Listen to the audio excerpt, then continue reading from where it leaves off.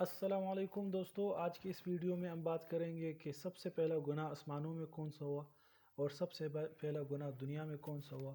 حضرت آدم علیہ السلام جب اس دنیا میں آئے تو ان کو کہاں اتارا گیا اور وہ کتنا عرصہ اس دنیا میں رہے اور ان کا انتقال کب ہوا، اور حضرت حوا رضی اللہ عنہ ان کا انتقال کب ہوا اور وہ کہاں مدفون ہے، اور اس جیسی اور بہت ساری معلومات کہ دنیا کب بنائی گئی، کس ترتیب سے بنائی گئی، اس پہ بات کریں گے۔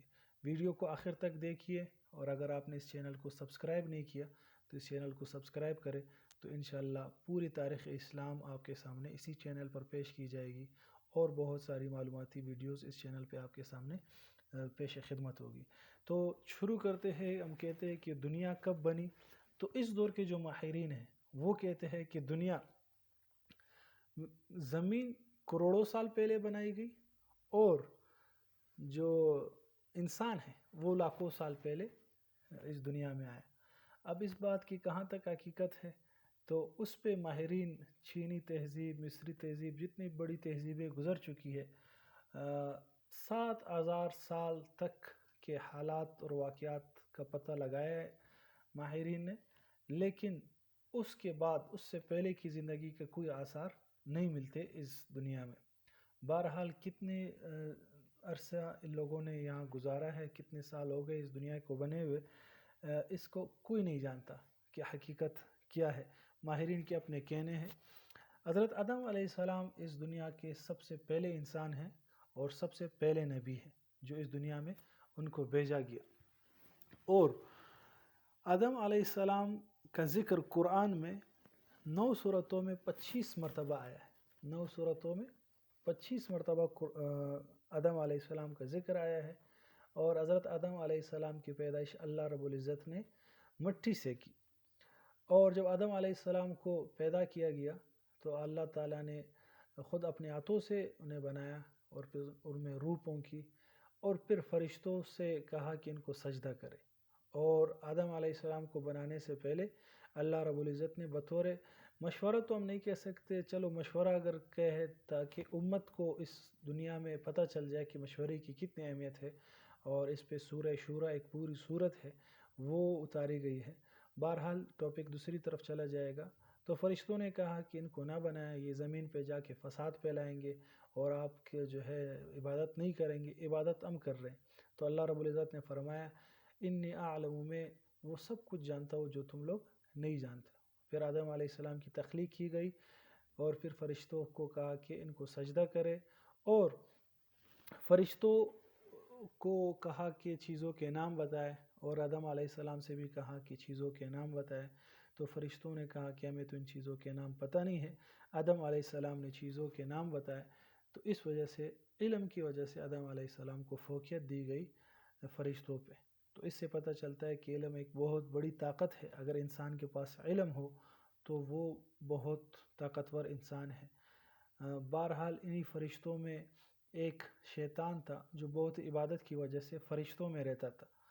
تو اللہ پاک نے جب فرشتوں کو حکم دیا کہ سجدہ کرے، تو سارے فرشتے سجدے میں گر گئے سوائے ابلیس کے۔ وہ ابلیس، اس نے سجدے سے انکار کر دیا اور کہا کہ میں اس سے بہتر ہوں، تو نے اسے مٹی سے بنایا ہے اور مجھے آگ سے بنایا ہے، میں اس سے بہتر ہوں۔ اس نے سجدہ نہیں کیا، تو اللہ رب العزت نے اس کو راندہ درگاہ کر دیا اور اس کو زمین پر بھیج دیا۔ اور پھر آدم علیہ السلام کو جنت میں اللہ رب العزت نے داخل کیا۔ اب یہ جنت کہاں تھی، اس کے بارے میں مختلف روایت ہے۔ بعض کہتے ہیں عارضی جنت تھی جو صرف حضرت آدم علیہ السلام اور بی بی حوا کے لیے بنائی گئی تھی، مختلف باتیں ہیں، اس کی طرف ہم نہیں جاتے۔ بہرحال آدم علیہ السلام کو جنت میں رکھا گیا۔ آدم علیہ السلام جنت میں گھومتے تھے، پھرتے تھے، زندگی گزار رہے تھے۔ پھر حضرت آدم علیہ السلام کے لیے اللہ رب العزت نے بی بی حوا رضی اللہ عنہ کو پیدا کیا۔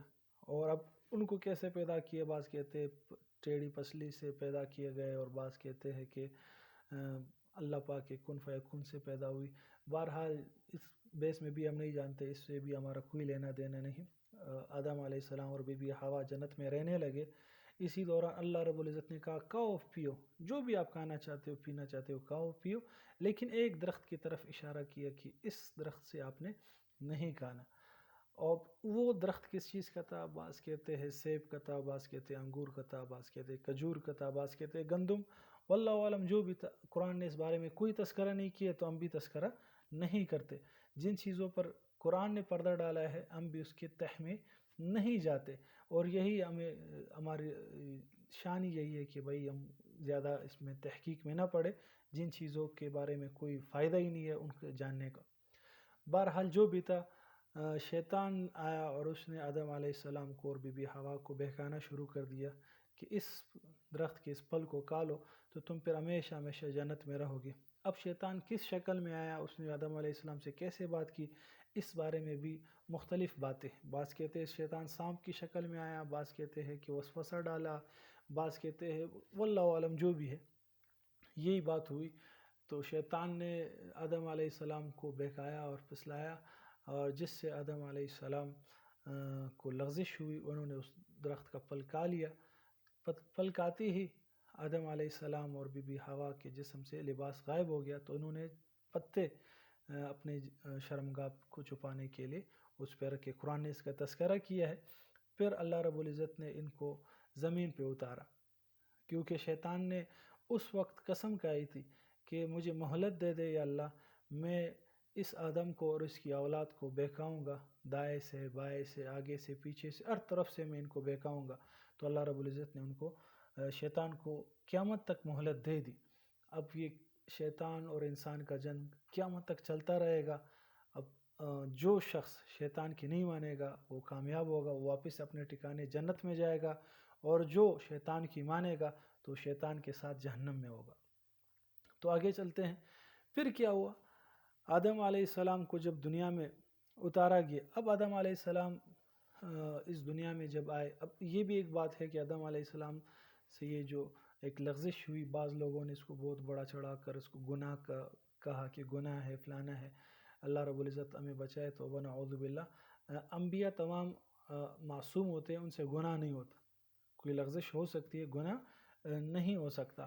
اس پہ ہماری پچھلی ویڈیو میں تفصیل سے بات کی گئی ہے کہ جو نبی کے حقوق بتائے گئے ہیں، اس میں انبیاء کے کیا کیا حقوق ہیں، وہ سارے اس پہ آپ پچھلے ویڈیو میں آپ کو پتہ چل گیا۔ اب آدم علیہ السلام دنیا میں کہاں اتارے گئے؟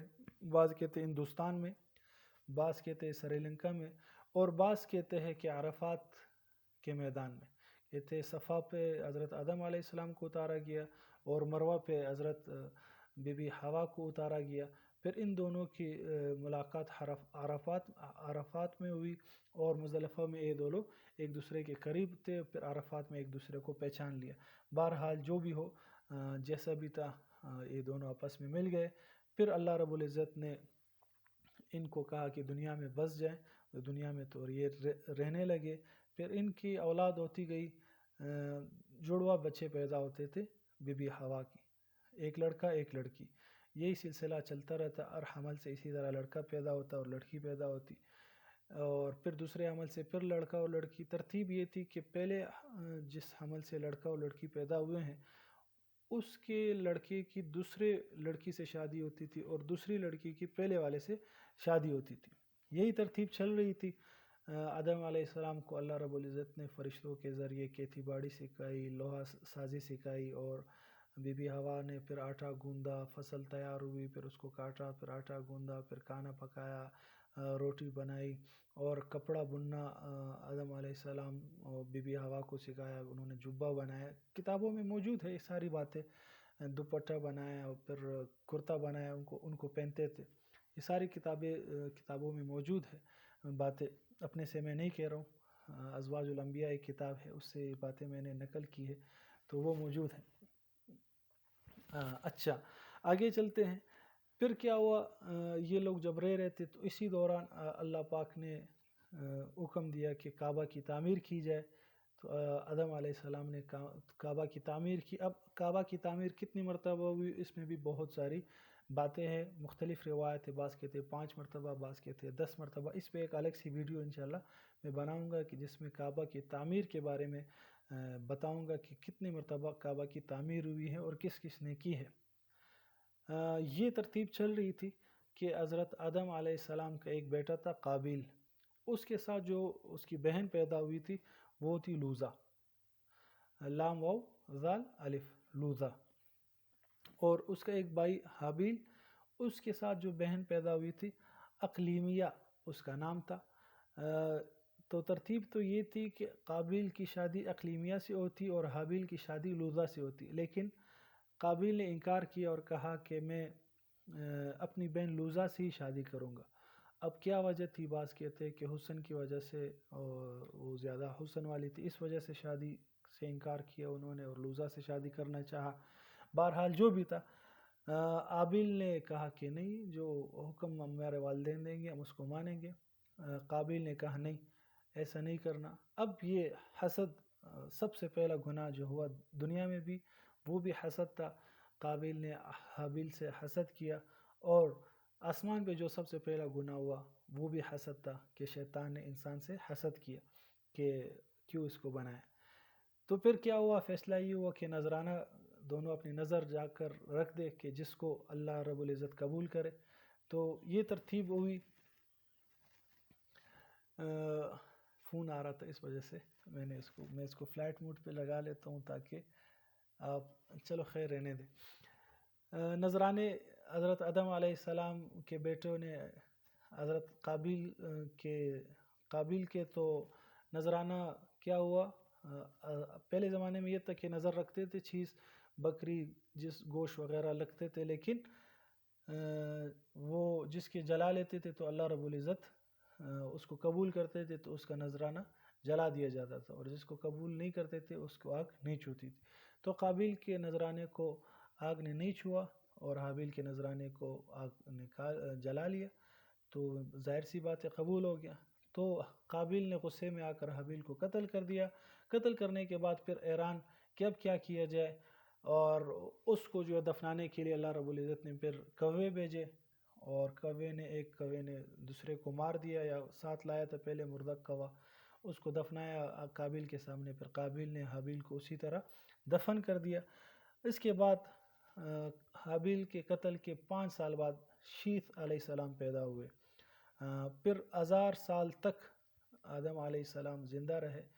بعض روایت آگے پیچھے مختلف ہے. جمعے والے دن حضرت آدم علیہ السلام کا انتقال ہوا. اس سے 1 سال بعد بی بی حوا کا بھی انتقال ہوا. بی بی حوا کا قبر کہاں ہے؟ وہ جدہ میں ہے، بعض لوگ کہتے ہیں. آج بھی وہاں لوگ جاتے ہیں اور کافی رش ہوتا ہے وہاں پہ. واللہ عالم بالصواب. اس وقت آدم علیہ السلام جب اس دنیا سے جا رہے تھے، ان کی تقریباً 40,000 کے قریب اولاد اس دنیا میں موجود تھے. آگے کیا ہوا انشاءاللہ کل کے سبق میں، کل کی ویڈیو میں ہم اس پہ بات کریں گے. جزاکم اللہ خیر و احسن الجزا. ایک مرتبہ پھر چینل کو سبسکرائب لازمی کیجیے گا، اور یہ ویڈیو آگے بھی شیئر کرے، صدقہ جاریہ ہوگا آپ کے لیے. یہ اہم باتیں، قرآن کی باتیں باقی لوگوں کے پاس پہنچ جائے گی تو بہت فائدہ ہوگا، آپ کا بھی صدقہ جاریہ میں حصہ ہوگا. جزاک اللہ. السلام علیکم.